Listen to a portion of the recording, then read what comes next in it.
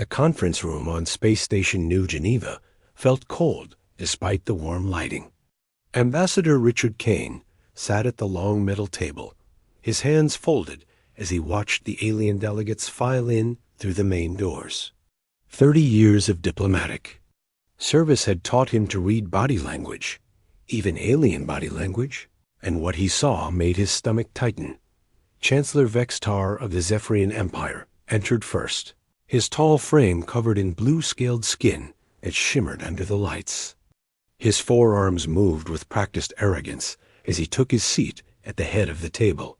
Behind him came Representative Quallon of the Meridian Trade Federation, her gray skin looking almost metallic as her large black eyes swept the room. The other delegates followed, 12 species in total, all members of the Galactic Council's Enforcement Committee. Kane had served as Earth's primary ambassador for 8 years now. He had negotiated trade deals, settled border disputes, and helped draft 3 major peace treaties. He thought he knew these beings well enough to predict their moves. Today felt different. Today felt final. Ambassador Kane, Vextar began, his voice carrying the authority of someone used to being obeyed. We appreciate your prompt response to our summons. Summons, not request, not invitation. Kane noted the word choice, but kept his face neutral.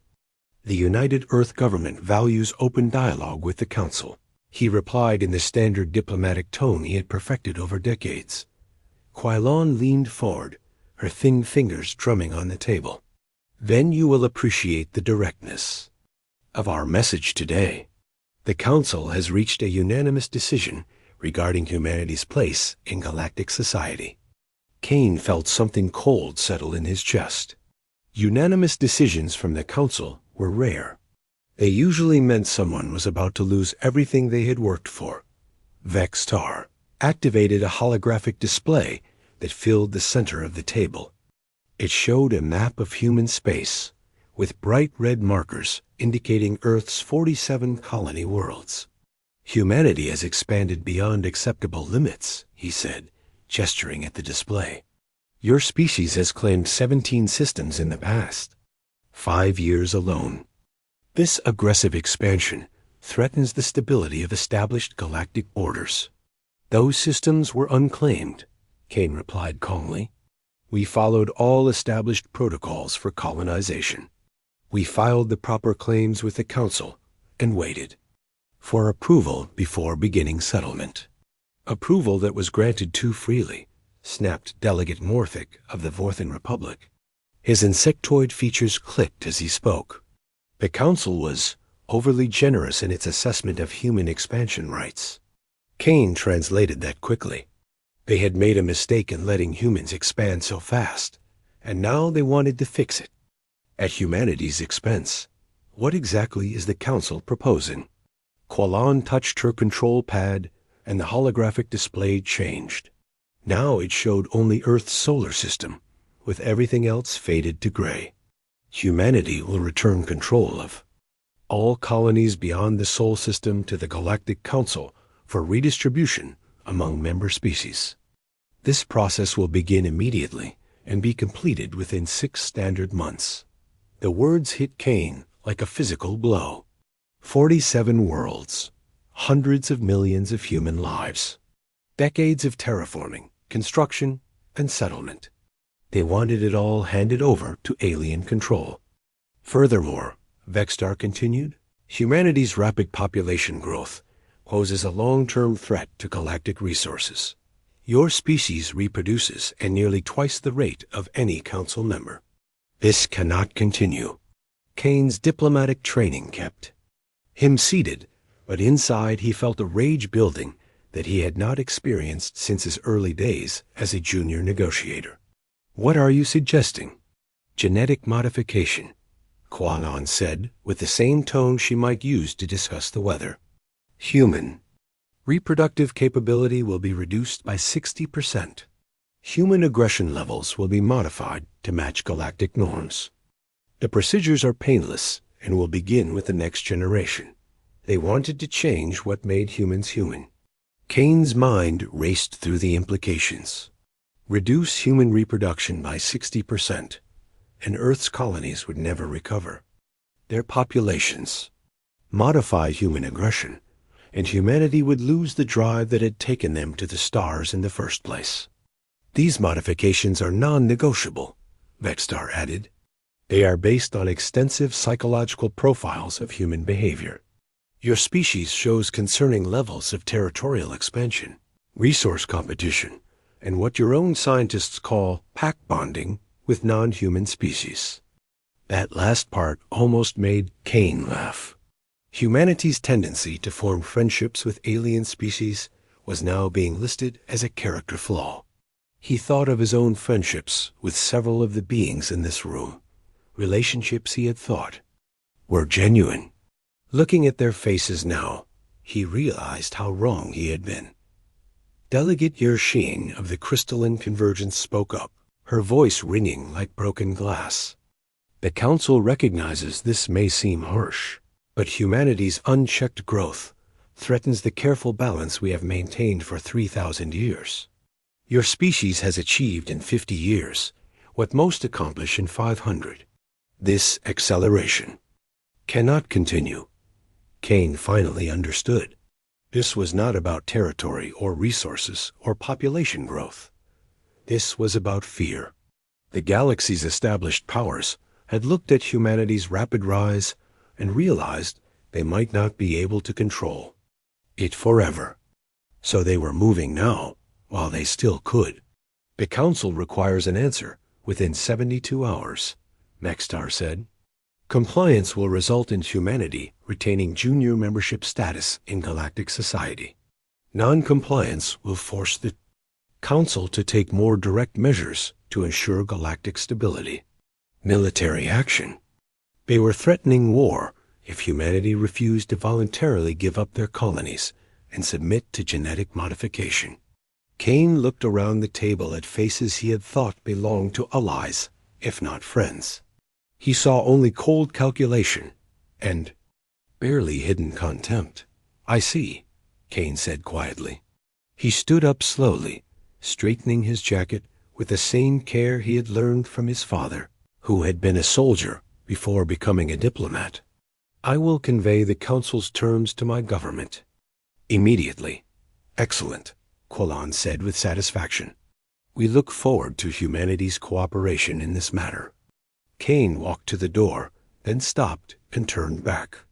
12 pairs of alien eyes watched him with expressions ranging from smug satisfaction to mild curiosity. These beings had just demanded that humanity surrender everything they had built among the stars and submit to genetic modification to make them more manageable. They expected him to negotiate, to beg, to offer compromises. Instead, Richard Kane gave them something none of them expected.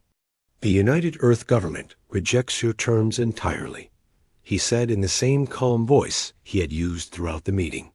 Consider all human treaties with the Galactic Council null and void as of this moment. He walked out of the room, leaving behind 30 years of careful diplomacy and the shocked silence of beings who had just learned that humanity could not be threatened into submission. Back on Earth, President Catherine Walsh received Kane's emergency transmission in the Oval Office. She listened to his report while surrounded by her closest advisors, their faces growing more grim with each detail. When he finished, the room was silent for a long moment.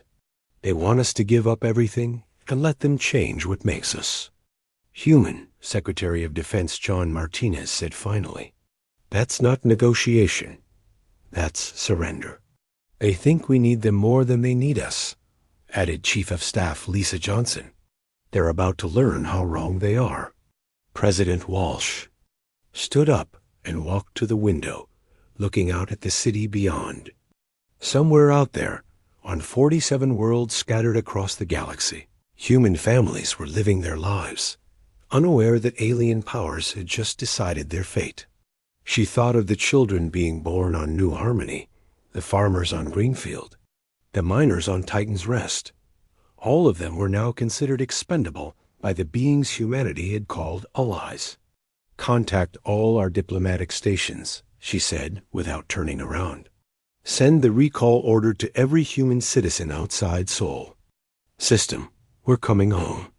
The age of human cooperation with the Galactic Council was over. The message reached every human in the galaxy at exactly the same time. Captain Jake Morrison was loading rare crystals onto his cargo ship, Freedom's Edge, when his communication system chimed with the highest priority alert he had ever received. The encrypted message was simple and direct. Operation Homecoming is now active. All human citizens must return to Sol System immediately. This order supersedes all contracts, agreements, and obligations. Move fast, move quiet, bring everything. Jake stared at the message for a full minute before its meaning sank in. He had been trading with the insectoid Kythera on this mining station for 5 years. He knew their customs, spoke their clicking language, and considered many of them genuine friends. His business partner, Ziktal, had saved his life during a reactor accident 2 years ago, and Jake had returned the favor during a pirate attack last spring. Now, Earth was telling him to pack up and leave everything behind. Ziktal approached with his usual cheerful manner, his 4 arms carrying the manifest for Jake's cargo. "The crystals are loaded, Starwalker," he said in accented human English. "The quality is exceptional this cycle. Your people will be pleased." Jake looked at his friend and felt something break inside his chest. "Ziktal, I need to tell you something. This might be my last run for a while." The Kythera's compound eyes shifted color from blue to concerned yellow. "You speak strangely, friend Jake. Is there sickness in your hive?" "Not sickness," Jake said. "Carefully. Politics. Big politics. The kind that makes everything change fast." Over the next hour, Jake explained what he could without revealing classified information. The Galactic Council had made demands that Earth could not accept. Humans were pulling back to their own space until things settled down. He did not mention the timeline or the permanence of the withdrawal. Ziktal listened with growing distress. "But who will buy our crystals? The Council species pay half what humans offer. Without fair trade, my clutchmates will face hunger seasons." Jake had no answer for that. Across the galaxy, thousands of similar conversations were happening as humans, prepared to abandon the trading relationships and partnerships that had made their presence valuable to other species. On Helix Prime, Dr. Susan Clark was having the worst day of her professional life. For 15 years, she had been developing cross-species medical treatments in her research laboratory. Her work on Kythera respiratory diseases had saved thousands of lives. Her breakthrough on Centauran blood disorders had eliminated a genetic condition that had plagued their species for centuries. Her current project promised to cure a wasting disease that affected 12 different alien species. The recall order meant destroying it all. "I cannot leave this research behind," she told her assistant, Dr. Pete Williams, as they worked through the night. "If the Council gets access to our files, they will use the treatments as political tools. They will decide who lives and dies based on loyalty to their system." Pete helped her delete files and destroy physical samples with the same care they had once used to preserve them. 15 years of work, he said sadly, as another computer drive was wiped clean. 15 years that might have saved millions of lives in the future, Susan replied. But only if it stayed in the right hands. They were not the only scientists making impossible choices. On 12 different worlds, human researchers were destroying decades of technological advances rather than let them fall into Council control. Weapons research, medical breakthroughs, terraforming techniques, and manufacturing processes were all being erased to prevent their misuse. Bill Harper faced a different kind of destruction on the industrial world of Titan's Rest. As supervisor of the massive electronics manufacturing complex, he oversaw production of 40% of the galaxy's advanced computer systems. A factory employed 8,000 beings from 6 different species, most of them local Centaurans, who had worked alongside humans for decades.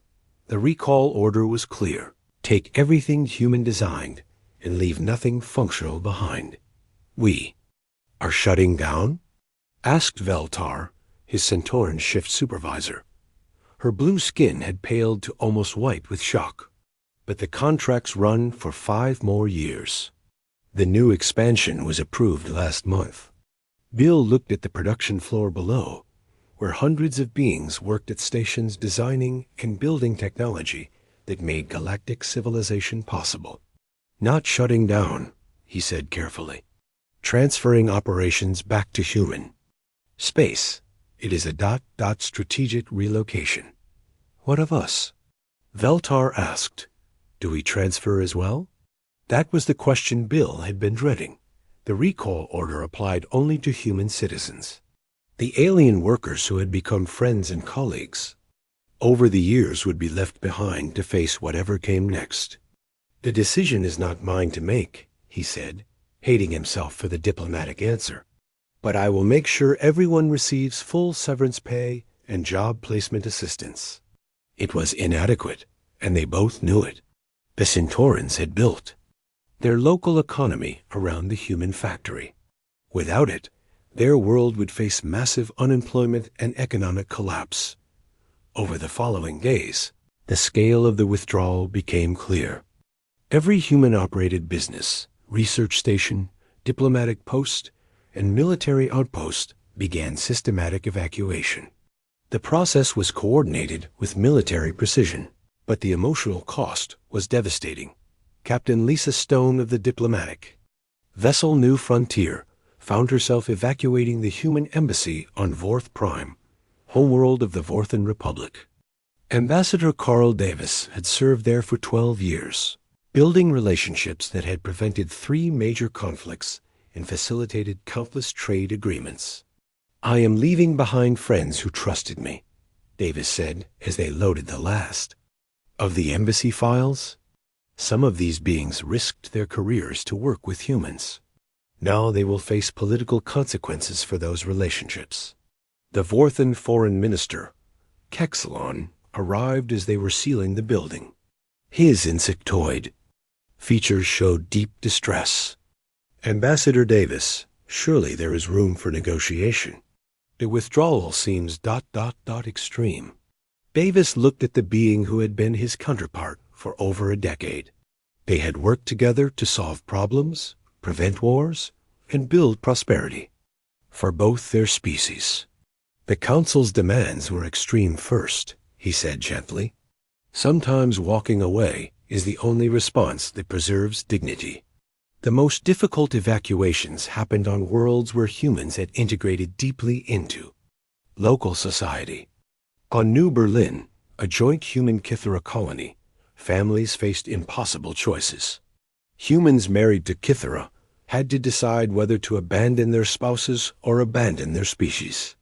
Research teams with decades of shared work had to choose between loyalty and career. Dr. Nancy Brooks had worked with her Kithera research partner Kixtal for 8 years. Together, they had developed new farming techniques that had doubled crop yields on 6 worlds. Now she stood in their shared laboratory, packing her equipment while Kixtal watched with confused sadness. I do not understand, friend Nancy, Kixtal said. Yesterday we were planning the next growing season trials. Today you packed to leave forever. Nancy tried to explain without revealing classified information. My people and the Council could not reach agreement on important matters. Sometimes, separation is better than fighting. But our work helps feed hungry beings across the galaxy, Kixtal replied. Surely that matters more than political disagreements. Nancy paused in her packing. Her partner was right, of course. Their agricultural research transcended politics and helped beings survive. But the recall order left no room for exceptions. Every human had to return to Sol System, regardless of the consequences. As human ships departed from stations and planets across the galaxy, they left behind more than just empty buildings and abandoned projects. They left behind friendships, partnerships, and relationships that had taken decades to build. They left behind aliens who had trusted them, worked with them, and considered them allies. The galaxy watched in confusion as humanity simply vanished. From interstellar society, trade routes that had operated smoothly for decades suddenly had no human ships. Research projects involving human scientists ground to a halt. Diplomatic initiatives that had required human mediation collapsed without warning. In the council chambers on Nexus Prime, the alien delegates who had issued the ultimatum began to realize that something unexpected was happening. They had assumed humans would negotiate, compromise, or at least argue about the terms. Instead, humanity was simply leaving. Perhaps we underestimated their commitment to independence, Representative Quailon admitted during an emergency session. But they will return when they realize how much they need galactic society. Chancellor Vextar was less confident. Intelligence. Reports were flowing in about the scale of the human withdrawal, and the numbers were staggering. Humans had not just been participants in galactic civilization. They had been integral to its operation in ways the Council was only beginning to understand. Within 2 weeks, the withdrawal was complete. Every human citizen had returned to Sol System or to human colonies within Earth's sphere of influence. They brought with them not just their personal belongings, but every piece of human design technology, every schematic, every innovation. That had made their presence valuable. The galaxy suddenly felt very empty and very quiet. 6 months after the last human ship departed from galactic space, the first cracks began to show. Dr. Kexmore of the Vorthan Republic stared at his medical computer screen with growing desperation. The patient before him was a young Centauran, female suffering from the same blood disorder that had once been easily treatable. Before the humans left, Dr. Susan Clark's revolutionary treatment had saved thousands like her. Now the treatment was gone, and Kexmore watched helplessly as his patient grew weaker each day. "Is there nothing you can do?" asked the patient's mother, her blue skin pale with worry. Kexmore had spent 3 months trying to recreate the human treatment from his incomplete notes. The Galactic Medical Council had assigned their best researchers to the task, but they were missing crucial elements that only human scientists had understood. "We are working on alternatives," he said, knowing it was not enough. Similar scenes played out in hospitals across the galaxy. Human medical researchers had been decades ahead of their alien counterparts in dozens of specialties. Their departure left a gap that could not be filled quickly, if at all. Mortality rates that had dropped steadily for 50 years began climbing again. On the industrial world of Kepler Station, Chief Engineer Nex Allen faced a different crisis. The massive quantum processors that formed the backbone of the galactic communication network were failing one by one, and nobody knew how to fix them.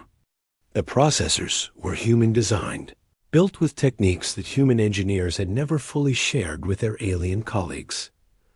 "How long before the network fails completely?" asked Station Commander Roll Veth during their daily crisis meeting. Nex Allen checked his calculations again, hoping the numbers would somehow improve. "At current failure rates, we will lose 50% capacity within 3 months. Total network collapse is projected within 18 months. The implications were staggering. Without the quantum communication network, the galaxy would fragment into isolated systems. Trade would become impossible across large distances. The careful coordination that held galactic civilization together would simply stop working. Similar failures cascaded across dozens of industries. The humans had not just participated in galactic society, they had quietly become essential to its operation. Their manufacturing techniques, their technological innovations, their problem-solving approaches had become woven into the fabric of civilization so completely that their absence created systemic collapse. On the mining world of Titan's Rest, The Centauran workers who had been left behind faced unemployment and poverty. Without the human-operated factory, their world's economy had crashed almost overnight.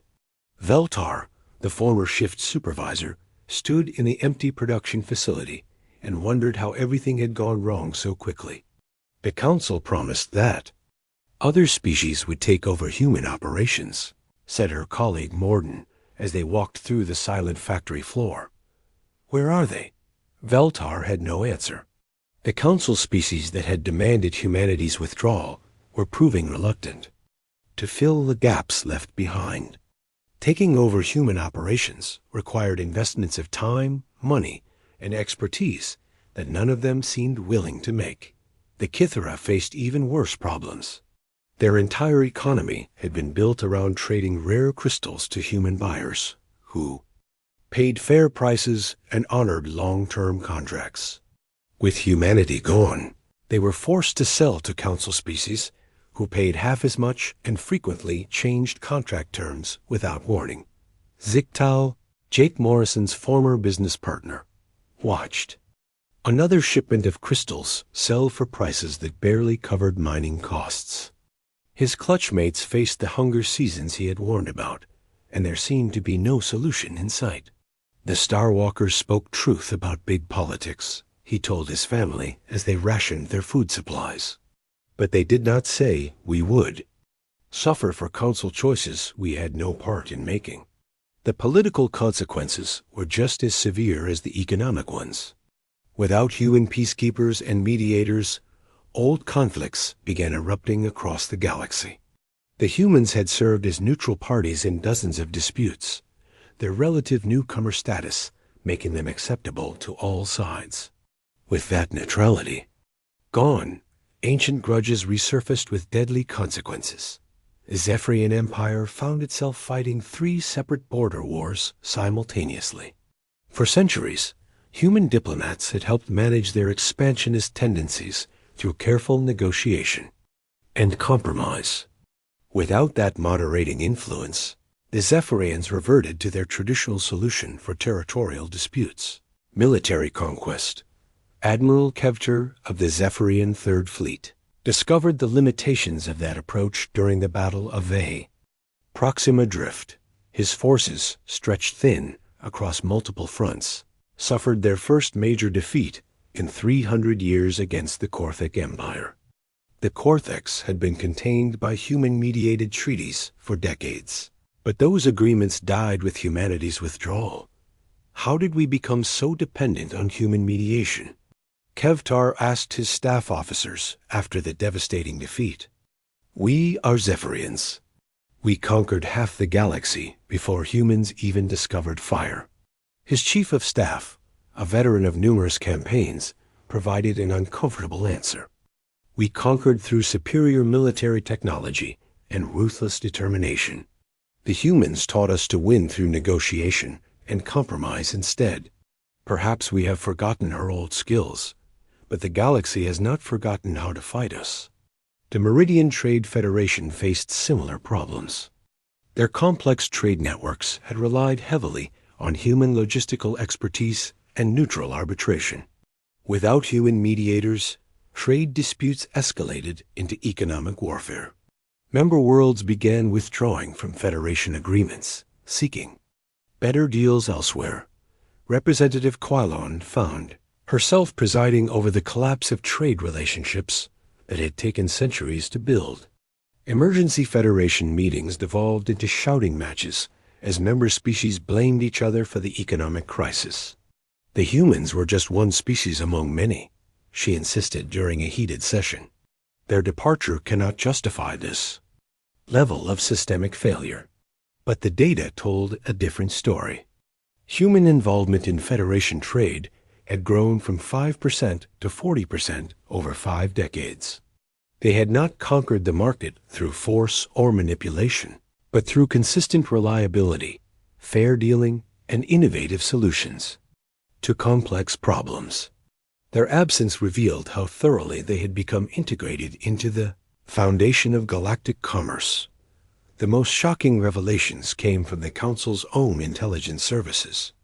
Deep analysis of human activities during their 50 years in galactic society revealed a pattern that none of the alien species had recognized while it was happening. Intelligence. Chief Yex Carr presented his findings to the Emergency Council. Session with barely concealed alarm. The humans were not just participating in our civilization, he reported. They were systematically identifying and solving fundamental problems that we had learned to accept as unsolvable. The examples were numerous and disturbing. Human medical researchers had not just developed new treatments, they had tackled diseases that other species had given up on. Human engineers had not just built better technology, they had solved manufacturing problems that had limited galactic industry for millennia. Human diplomats had not just mediated disputes, they had prevented wars that other species considered inevitable. Are you suggesting that humans were deliberately making themselves indispensable? Asked Chancellor Vexstar. Yex Carr reviewed his data again before answering. No, Chancellor. The evidence suggests they were simply solving problems because they saw problems that needed solving. They appear to have been genuinely trying to help. That revelation sent ripples of discomfort through the council chambers. The humans they had treated as dangerous newcomers had actually been working to improve life for everyone in the galaxy. The species they had demanded submit to genetic modification to reduce their aggression had been using that same aggression to fight problems instead of people. Even more disturbing were the intelligence reports about human technological development during their time in galactic society. While sharing some innovations openly, humans had continued advancing their technology at an accelerated pace. The beings who had withdrawn from galactic space were not the same primitive species that had first achieved faster-than-light travel 50 years earlier. How advanced have they become? Vexstar asked. Yex Carr's response chilled the assembled delegates. Unknown, but projected capabilities suggest they may have surpassed Council technology by several decades. Their withdrawal may not have been motivated by fear of Council retaliation, but by confidence that they no longer needed Council protection or resources. The implications were staggering. The Council had attempted to intimidate a species that might already be beyond their ability to threaten.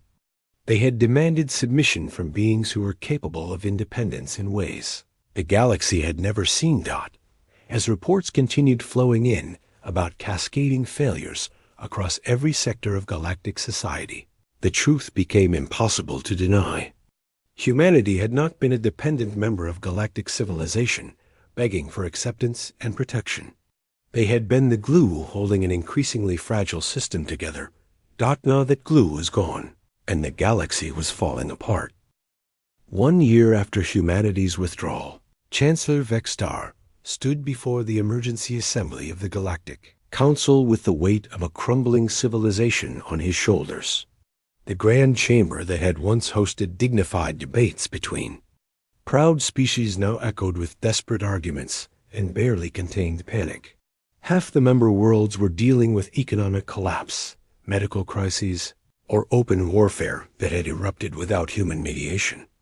The situation has become untenable, Vexstar announced to the assembled delegates. Our analysis shows that galactic civilization will face complete systemic collapse within 2 years if current trends continue. We must take decisive action to restore stability.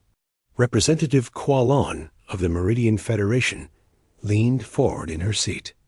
What action do you propose, Chancellor? Our diplomatic overtures to Sol System have been ignored for 6 months. Vexstar activated the holographic display that showed the current state of galactic affairs. Red zones marked areas of active conflict. Yellow indicated economic crisis, and orange showed critical infrastructure failures. Nearly 3/4 of the galaxy was colored in warning shades. Military intervention, he said simply. We will send a fleet to Sol System and demonstrate that humanity's withdrawal has consequences they cannot ignore. When faced with overwhelming force, they will return to negotiations. The chamber erupted in voices as delegates argued over the proposal. Some species supported immediate action, desperate to restore the stability they had lost. Others worried about the implications of attacking a former council member. A few quietly wondered if military action against humanity was even feasible. Admiral K. Run of the Zephyrian Imperial Navy had no such doubts. He stood at the podium with the confidence of a warrior who had never lost a major engagement. "I have assembled the largest military force in galactic history," he reported. "Ships from 17 member species, commanded by our most experienced officers. The humans will face a fleet of over 800 vessels." The numbers were impressive, and they seemed to calm the worried delegates. 800 ships represented nearly 10% of the total military strength of the Galactic Council. No single species had ever faced such overwhelming force and chosen to fight rather than surrender. "What is our intelligence assessment of human military capabilities?" asked Delegate Morthic of the Vorthan Republic. Intelligence Chief Yex Carr consulted his data files before responding. "Limited but concerning. Our last reliable intelligence dates from before their withdrawal. At that time, human military technology was comparable to Council standards, though they showed unusual innovation in defensive systems. Comparable technology cannot stand against overwhelming numbers," Admiral K. Run stated with certainty. "This will be a demonstration of force, not a war. The humans will surrender rather than face annihilation." 3 weeks later, the massive Council fleet assembled at the edge of human space near the Proxima system. Admiral K. Run commanded from his flagship Star's Judgment, a massive dreadnought that had never been defeated in battle. Around him, hundreds of alien vessels formed the largest military formation the galaxy had ever seen. "Begin transmission to the human colonies," K. Run ordered. "Inform them that the Galactic Council fleet has arrived to escort their leadership to immediate negotiations." The response came not from the colonies, but from a single human vessel that appeared on their sensors without warning. The ship was unlike anything in their database, sleek and angular with energy readings that made their instruments emit warning alerts. Commander Ryan Brooks appeared on the main view screen, his expression calm and professional. He wore a simple military uniform with no decorations or rank insignia that the aliens could identify. "This is Commander Brooks of the human vessel Defiance Stand. You have entered human space without permission. Withdraw immediately or face the consequences." Admiral K. Run almost laughed at the audacity. 1 ship against 800, and the human was issuing ultimatums. "Commander Brooks, I am Admiral K. Run, commanding the Council Enforcement Fleet. You will power down your weapons and prepare to be escorted to the nearest human colony for immediate surrender negotiations." Brooks tilted his head slightly, as if considering the request. "Admiral, you seem to be operating under some misconceptions. First, this is not a Council enforcement action. This is an invasion of sovereign human territory. Second, you are not in a position to make demands. Third, you have 30 seconds to begin withdrawal before I demonstrate why those facts matter." The alien officers on Star's Judgment Bridge exchanged glances of disbelief. Even allowing for human arrogance, this level of confidence from a single ship seemed absurd. "Tactical analysis," K. Run ordered, his weapons officer, a veteran of dozens of campaigns, studied the sensor readings with growing confusion. "Admiral, I am detecting energy signatures I do not recognize. The human vessel appears to be powered by some form of contained singularity, and their weapon systems are unlike anything in our database."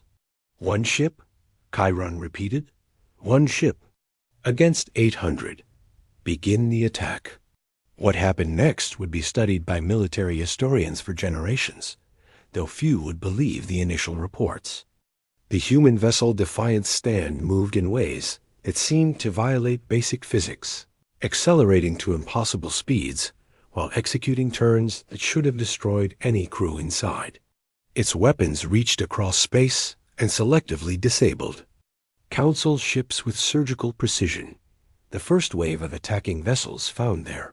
Systems completely shut down within minutes. Not destroyed, not damaged, but simply turned off as if someone had flipped a switch. Engines that had run for decades stopped working. Weapons that had never failed refused to fire. Life support systems continued functioning, but everything else went dark. Admiral K-Run watched in horror as his overwhelming fleet was systematically neutralized by technology he could not understand. The human ship moved through their formations like a predator among helpless prey, disabling vessels faster than his tactical computers could track. "How is this possible?" demanded his chief of staff. "Our intelligence reports said human technology was comparable to ours." "Our intelligence was wrong," K-Run replied grimly as another squadron of ships went dark on his tactical display. "Very wrong." The battle, if it could be called that, lasted exactly 4 minutes and 37 seconds. When it ended, 800 Council vessels drifted powerless in space, while a single human ship maintained position at the center of the formation. Not one Council crew member had been killed, but not one Council ship retained the ability to fight or flee. Commander Brooks reappeared on the communication channels, his expression unchanged from the beginning of the encounter. "Admiral Kai-Run, your fleet is now completely disabled. Your life support systems will continue functioning, and rescue ships from your nearest bases should reach you within 6 days." "What have you done to our ships?" K-Run asked, his voice barely controlled. "Demonstrated why invading human space was a poor decision," Brooks replied calmly. "Your vessels have been fitted with neural interface locks that will prevent any military systems from functioning for approximately 1 month. This will give you time to reflect on whether attempting conquest was wise." K-Run looked at his tactical display showing hundreds of powerless ships. "This technology, these weapons, they are decades beyond anything we possess. How long have humans been hiding their true capabilities?" Brooks seemed to consider whether to answer the question. "We have not been hiding anything, Admiral. We have been advancing." While the Council focused on maintaining political control, humans focused on solving problems and pushing boundaries. You assumed we would remain static while we were actually evolving. "The Council will not tolerate this humiliation," Kai-Run said. "You have made enemies of the entire galaxy." "No," Brooks corrected. "The Council made enemies of humanity when they demanded we surrender our colonies and submit to genetic modification. We simply demonstrated that we are not the species you thought you could intimidate." The human vessel began moving away from the disabled fleet, its course set for the edge of the system. "Admiral, when you return to Council space, deliver this message to your leadership. Humanity's withdrawal from galactic affairs is permanent. Any future attempts to violate our borders will not be met with such restraint. We hope for peaceful coexistence, but we will not tolerate aggression." K-Run watched the human ship disappear from his sensors, leaving behind 800 disabled vessels and the ruins of his military reputation. The largest fleet in galactic history had been defeated by a single enemy ship in less than 5 minutes. The implications were staggering. Human technology had advanced far beyond Council capabilities while they maintained their diplomatic relationships. The species the Council had attempted to subjugate was no longer dependent on galactic society for protection or resources. They had become something entirely new. 3 days later, rescue ships arrived to find the Council fleet intact but humiliated. The crews were unharmed but traumatized by their helplessness during the encounter. Word of the defeat spread through galactic communication networks faster than official reports could be suppressed. 2 years after humanity's withdrawal from galactic society, President Catherine Walsh sat in the Oval Office reviewing reports that painted a picture of chaos across the galaxy. The morning briefing from Director of Intelligence, Maria Santos, contained updates on 17 active wars, economic collapse in 43 systems, and the complete dissolution of 3 major trade federations. The Galactic Council has effectively ceased to function, Maria reported, her tone professional but troubled. After the fleet defeat at Proxima, Chancellor Vextar was removed from office and replaced by a military council that changes leadership every few months. Member species are withdrawing from council agreements and forming regional alliances based on mutual defense rather than shared governance. President Walsh studied the holographic display showing the current state of galactic civilization. Red. Zones marked active conflicts, and there were far too many of them. What about civilian casualties?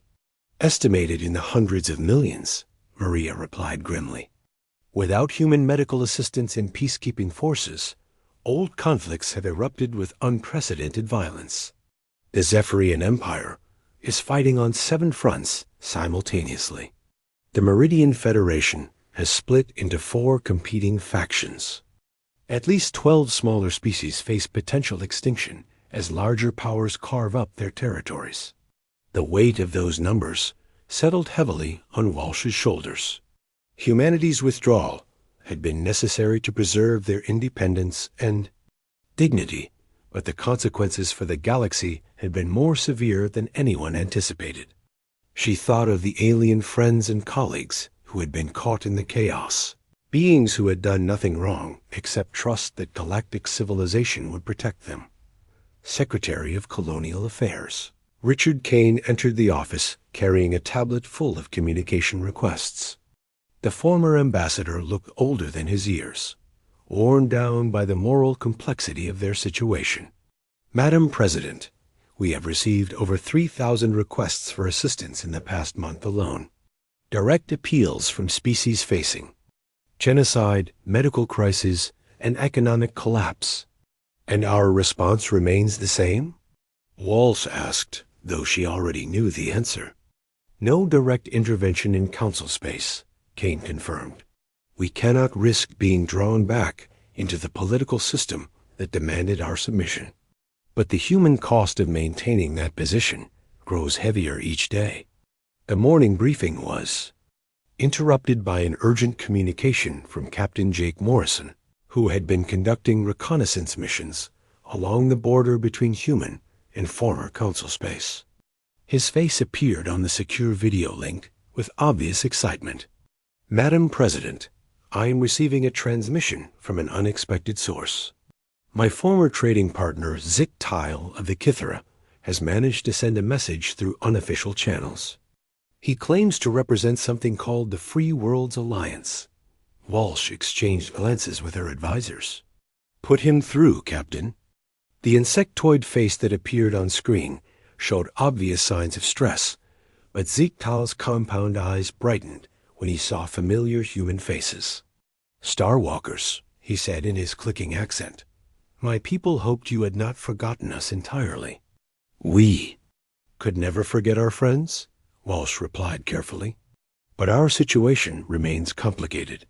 Zik Tile's mandibles moved in what humans had learned was a gesture of understanding. The galaxy has become a place of fear and hunger since you departed. The council species fight among themselves while smaller peoples suffer. But some of us remember the fairness you showed when others offered only exploitation.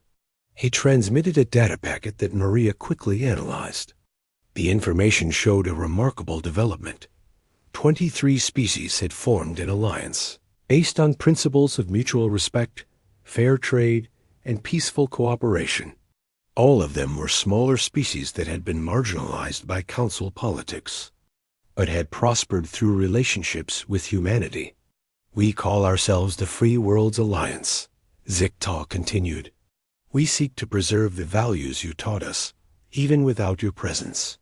But we face pressure from larger powers who see our independence as a threat to their territorial ambitions. Dr. Nancy Brooks, now serving as Director of Xenological Studies, leaned forward with interest. What kind of assistance are you seeking? Not military intervention, Ziktal clarified quickly. "We understand your withdrawal and respect your boundaries.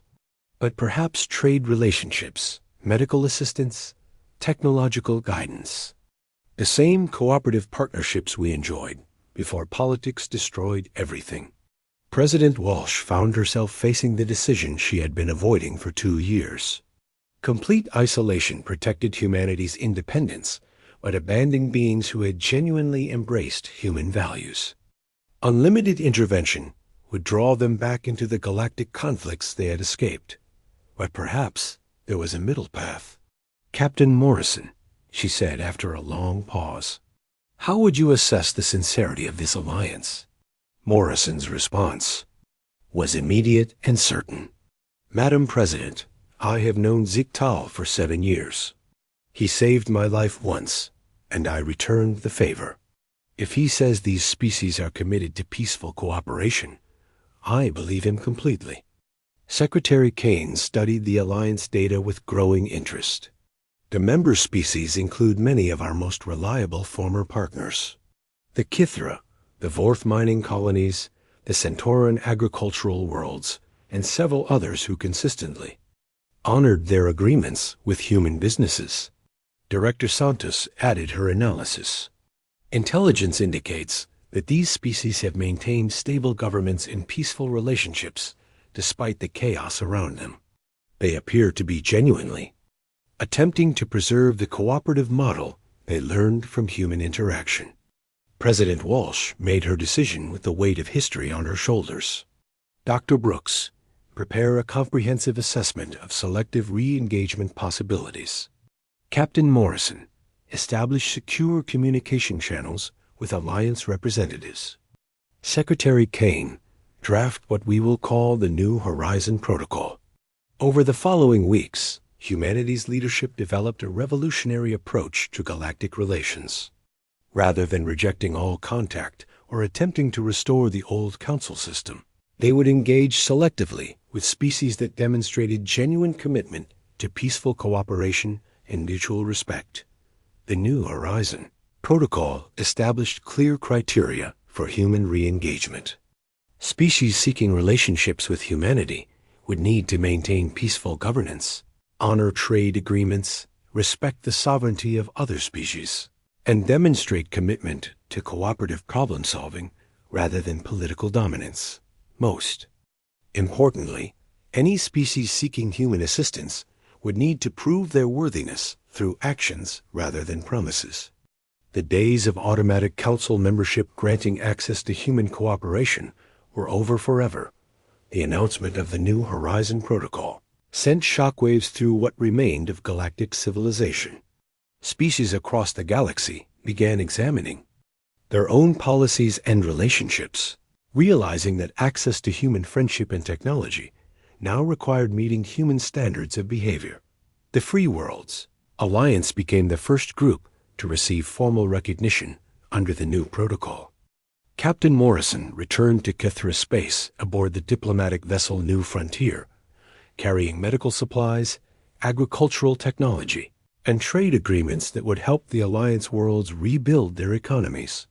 The reunion between Morrison and Ziktal took place on the same mining station where they had first met years earlier.